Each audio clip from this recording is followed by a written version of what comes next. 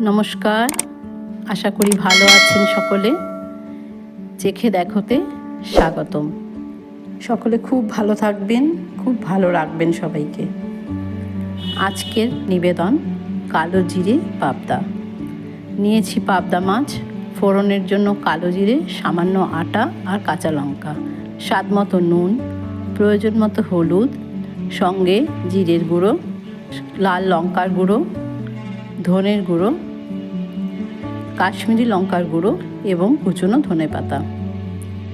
একটা বাটির মধ্যে কাশ্মীরি লঙ্কা ছাড়া বাকি সমস্ত গুঁড়ো মশলা নুন সহ ভিজিয়ে রাখবো।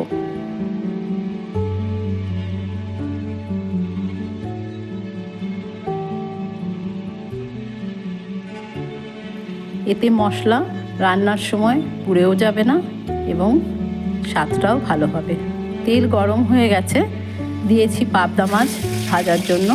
খুব হালকা আঁচে ভেজে নেব। নরম মাছ, খুব সাবধানে ভাজতে হবে। এভাবে অল্প অল্প করে ভেজে নেব। অনেকগুলো মাছ একসাথে কড়াইয়ে দেওয়া যাবে না।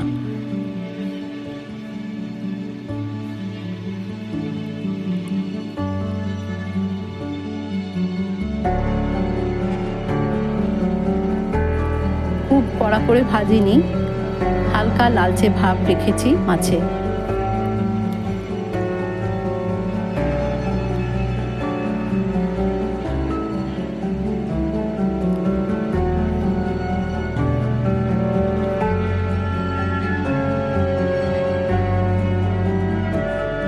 সমস্ত মাছ ভাজা হয়ে গেছে।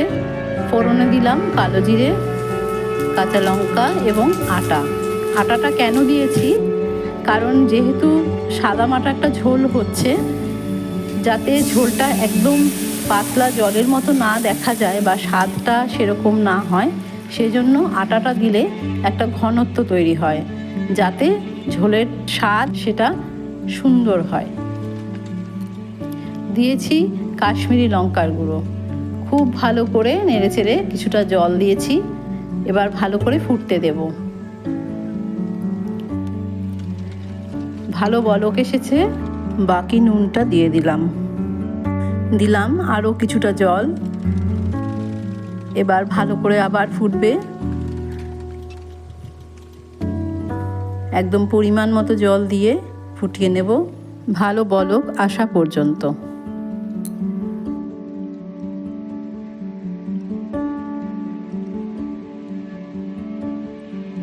এবার নেড়ে চেড়ে নুনটা একটু দেখে নিলাম, নুনের স্বাদটা ঠিক আছে।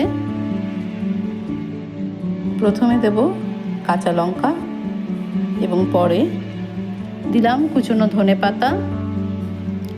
আবার ভালো করে বলক এলে, আমি মাছ কিন্তু ঝোলের মধ্যে দিলাম না, যেহেতু অনেকগুলো মাছ নাড়াচাড়া করতে গেলে ভেঙে যেতে পারে, তাই আমি যে পাত্রে মাছ তুলেছি, মাছ আমি ভাগ করে নিয়েছি দুটো পাত্রে, সেই পাত্রের মধ্যে গরম ঝোল ঢেলে রাখলাম। তৈরি হয়ে গেল কালো জিরে পাবদা। এবার পরিবেশন করতে হবে। আপনারা বানান, অবশ্যই খেতে খুব স্বাদু হবে এবং গরম ভাতে তো অসাধারণ। আপনাদের অনুভূতি আমার সাথে ভাগ করে নিন। আমাকে কিছু সংশোধন পরিমার্জন করতে হলে অবশ্যই জানান, আমি তাতে খুবই খুশি হব এবং চেষ্টা করব সেগুলো সংশোধন করে নেওয়ার। আমার সঙ্গে থাকুন, আপনাদের অনুভূতি আমার সঙ্গে ভাগ করে নিন, সকলের মধ্যে ছড়িয়ে